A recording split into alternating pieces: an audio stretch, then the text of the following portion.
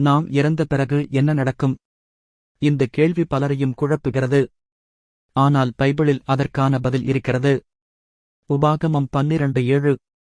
மண்ணுக்கே திரும்பும் உடல், அதில் குடியிருந்த ஆவி அதைக் கொடுத்த தேவனிடமே போகும்.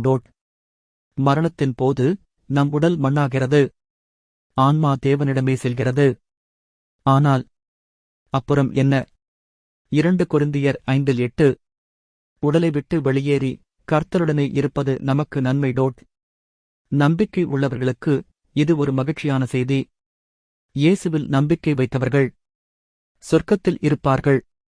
அவர்கள் மன அமைதி, சந்தோஷம், நித்திய வாழ்வு அவர்களுடையது. ஆனால் இயேசுவை ஏற்றுக்கொள்ளாதவர்கள். லூக்கா 16:23. ஐசுவரியவான் பாதாளத்தில் வேதனை அடைந்தான். என்று பைபிள் சொல்லுகிறது.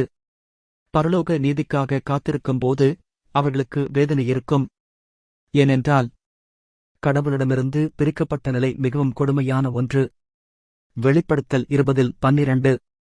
அனைவரும் தேவனின் முன் நிற்கிறார்கள். அவர்களின் கிரியைகளின்படி நியாயம் விசாரிக்கப்படுகிறார்கள். இறுதித் தீர்ப்பு நாள் வரும். நீதி உடையவர்கள் நித்திய ஜீவனில் நுழைவார்கள்.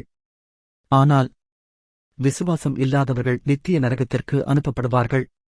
யோவான் 3:16. இயேசுவில் விசுவாசிப்பவர்கள் நித்திய ஜீவனை அடைவார்கள். நீங்கள் எங்கே செல்கிறீர்கள்? நீங்கள் சொர்க்கத்திற்கா, நரகத்திற்கா? இன்னும் நேரம் இருக்கிறது. நீங்கள் இன்னும் இயேசுவை ஏற்றுக்கொள்ளவில்லையா?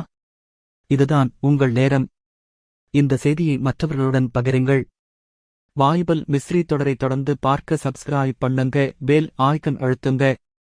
கடவுள் உங்களுடன் இருப்பார். ஆமேன்.